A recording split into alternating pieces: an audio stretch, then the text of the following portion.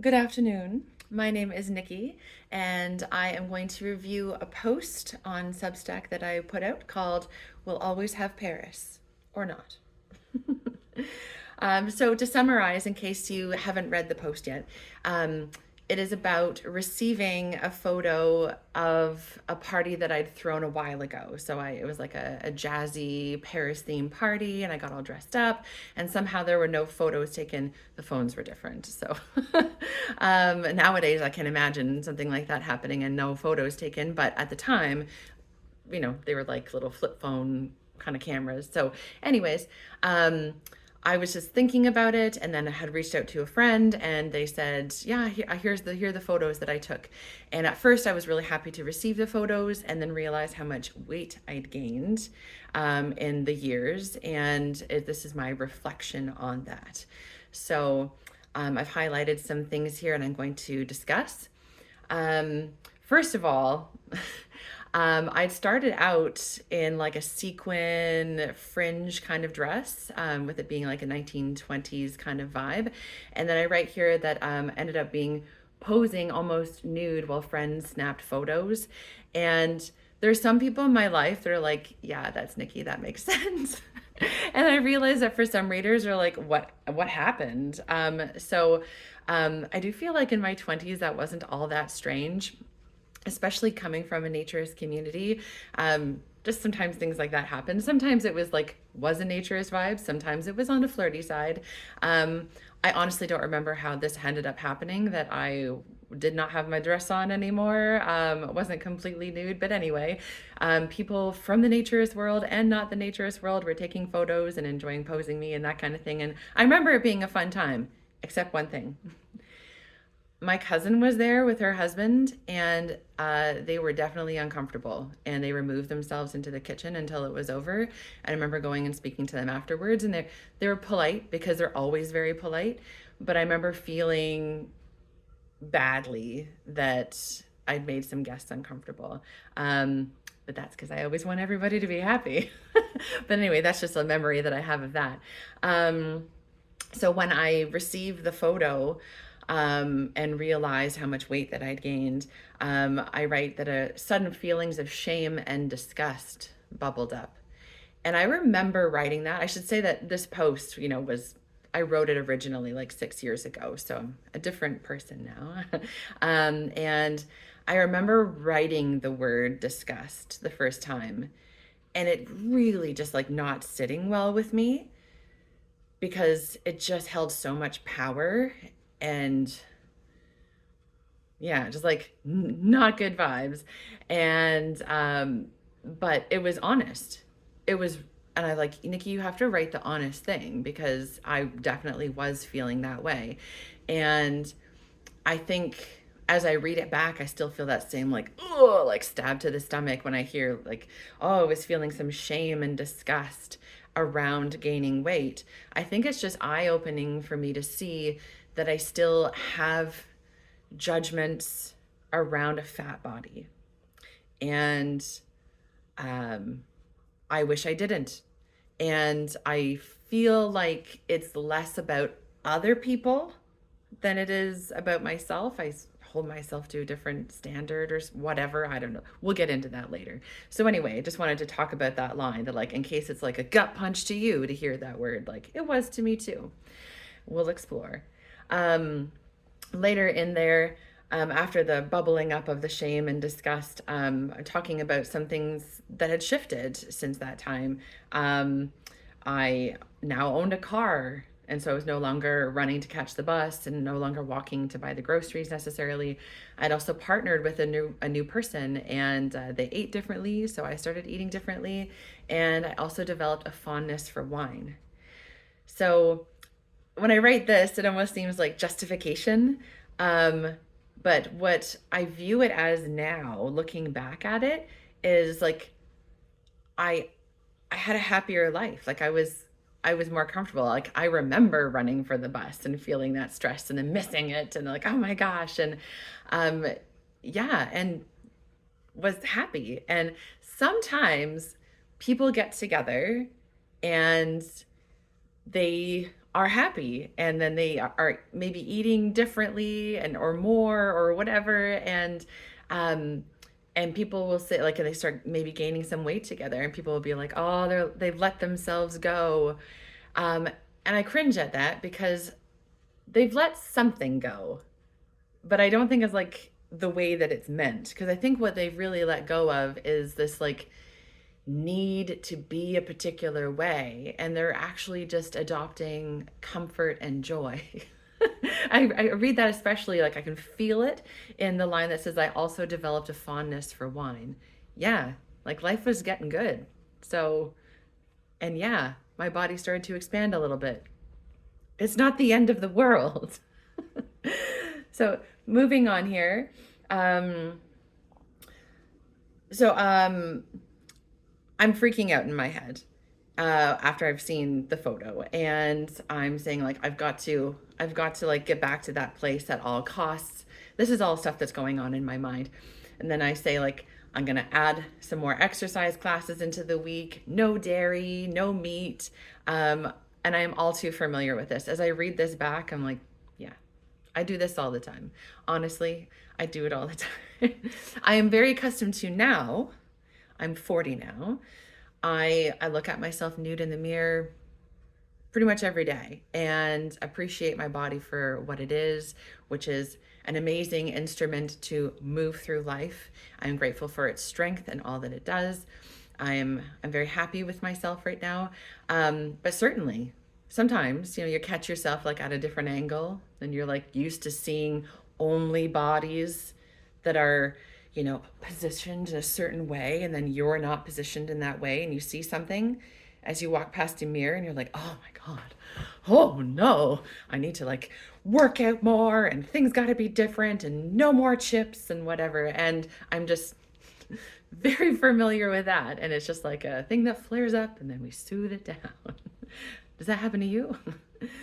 um, Further on here, I'm asking myself, I write, my inner guide stayed strong throughout the stormy anger, whispering, if this were a friend, what advice would you give if she felt that she'd gone off the rails? Which is true, which is what I was speaking to before about, that it's like, if friends who maybe gained weight, first of all, I feel like I barely notice because I'm just like, hooray, my friend. And I mean, I would never have any kind of judgment or shame or anything like that about it because I love them, and maybe they're going through a difficult time or transition or something. Something's happened and it makes sense that maybe they've gained a few pounds or whatever. And I just love them. They're my friends and I love them. Sometimes it's harder to find that for ourselves though, isn't it? So I also was asking myself, or saying to myself, you're happy. You have a happy life. What is this need for your body to be the same as it was in your early 20s? Yes, indeed. I feel like lots of people get asked, if there was an age that you could go back to, what would that age be?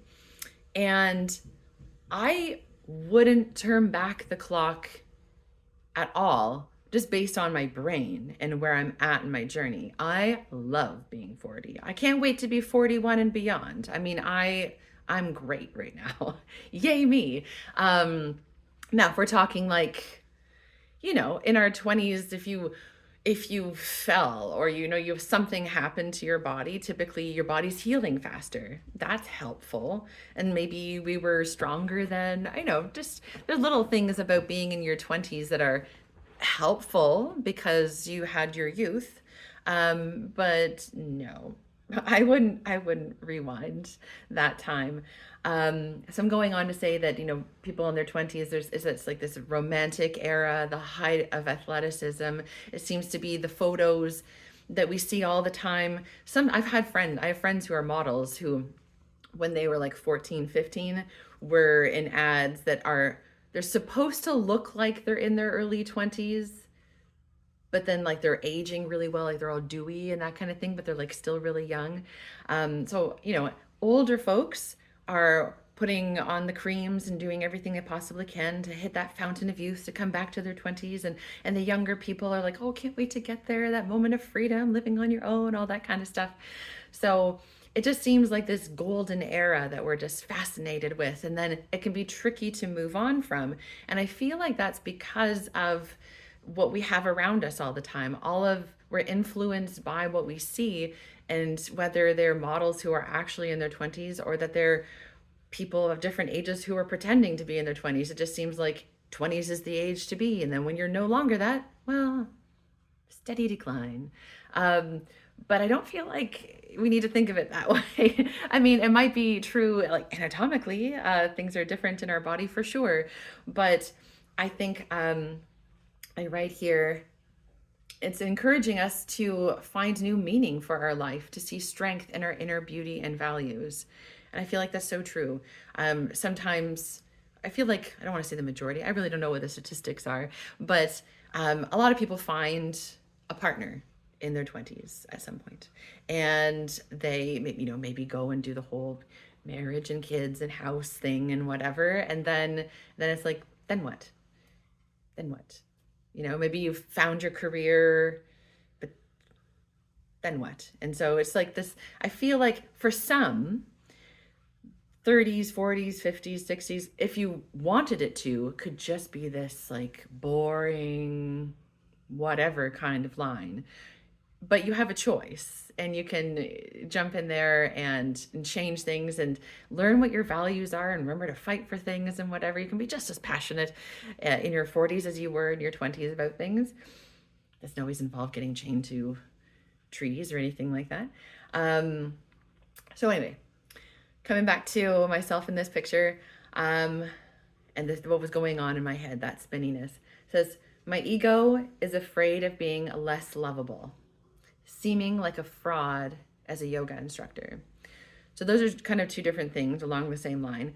My ego is afraid of being less lovable. That comes back to the feelings of shame and disgust of putting on weight because of the society that we live in, that unfortunately there's still a lot of fat shaming, that there's this assumption that folks in bigger bodies are lazy, and I don't know, like all the other things that go along with it that's just really unfortunate. And so I suppose worrying that I've gained some weight is like, oh no, am I going into that? Like, people like not gonna hire me, like is my husband gonna lose interest and all that kind of thing, which I know isn't a thing. I mean, and I really feel very strongly that if anybody is going to change their minds about you and not hire you and not be your friend anymore or not be your partner or something like that, and that's the reason,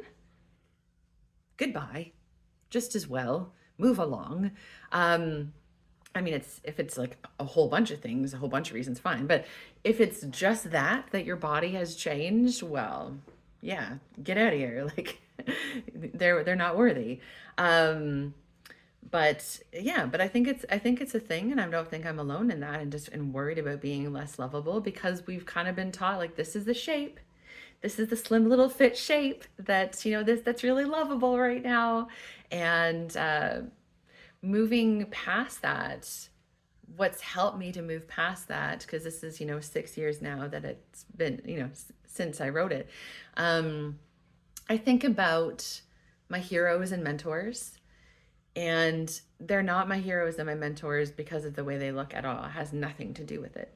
It's it's all their other amazing qualities that I could only hope to embody and be like them, for all those ways. So I remember that. I always remember that if ever I'm having moments of thinking that my body needs to change or something like that to be more valued and lovable, I just think about the amazing people in my life and just want to continue offering love and joy and creating safe spaces for people. I mean, I feel like that's more interesting. Like I feel like I'm a more interesting person because that's my focus, instead of always like, oh, I gotta hit the gym, and oh no, a wrinkle, I gotta go and have a facial. Like nothing's wrong with any of those things, of course, like please take care of yourself, but just that it's not my focus anymore. And then the thing about seeming like a fraud as a yoga instructor. So I became a yoga instructor when I was 25, 25, 26. And my body's changed a little since then. But I've never been a skinny mini. Never, never. And it seems like so many people who are yoga instructors are. And I feel like there's a time that, you mentioned like, oh yeah, I'm dating somebody and she's a yoga instructor. And the image that pops to mind is somebody very slim. And might be really tall, might be really short, but they're definitely very slim. They're probably a vegan. You probably see all their defined abs. They probably teach in like leggings and then have a bare midriff and have like a sports bra on. Their long hair all swept up and it's all shiny and perfect. Nothing wrong with that. Nothing wrong with that. No shame on that whatsoever. My body is different. And I've been told by my students that they appreciate that now I don't really love this word, but anyway, that they love how normal I am. That I've got some wobbly bits. I also have some tone because I am a person who takes care of myself. I like to exercise and eat well, but I also love chocolate and whatever. So, but there was a time, certainly when I wrote this, that I was worried that people would pass judgment, and they might, especially when I'm, getting hired for a new gig. I'm doing an interview and people meet me. They know that I've been training for this many years and credentials, that kind of thing. But then they meet me and see me teach a class, and I always wonder if they thought I was going to look different or whatever. But again, if that's the reason that I'm not getting hired, see you later, because I don't want to get hired just because I look a particular way. So good riddance if that's not, that's what's going on in their minds. So further down here on my post, so I say, my ego still says, if you work your way down to that shape, I'll bet you'll be really happy. I still have that from time to time. The ego's voice is tricky sometimes. But I realized that being that shape wasn't where the happiness was. I could be that shape now that I'm 40 and I have the mind that I do and the values and all that kind of thing. It's just not that big of a deal for me. I found that I'm not lonely when I'm alone. That was the whole reason that my younger self threw this party. I didn't have the money. Honestly, I was going into debt to do like a big blowout on like my hair and makeup and that kind of thing, and do my house up like this jazz lounge. I was desperate to have people around. And so nowadays I find that I'm not lonely when I'm alone. I love my own company. I laugh a lot these days. And I remember noticing at that time that when I would notice when people laughed because I wasn't laughing. I spent very little time laughing, and it made me sad that I wasn't laughing. So I know the happiness didn't lie in the shape of my body, and it still doesn't. So my nature's friend worries about me. This is part of this. Worries about me that nothing in all my years of being at the nature resort has done anything. Assuming that I could seamlessly adopt the mentality that my body is just a body and the way it looks doesn't matter. I think I'm much further ahead, armed with my nature's perspective, but it's a journey. So again, this is me writing it 6 years ago. I do feel like now that being part of the nature's community has helped immensely. It's taken time. It's not like you allow yourself to be nude socially for some time and then you're like, I'm cured. All of the pressures from the world around me no longer exist. But I do feel like bit by bit over time, that has helped immensely. And I do feel like my body's a body.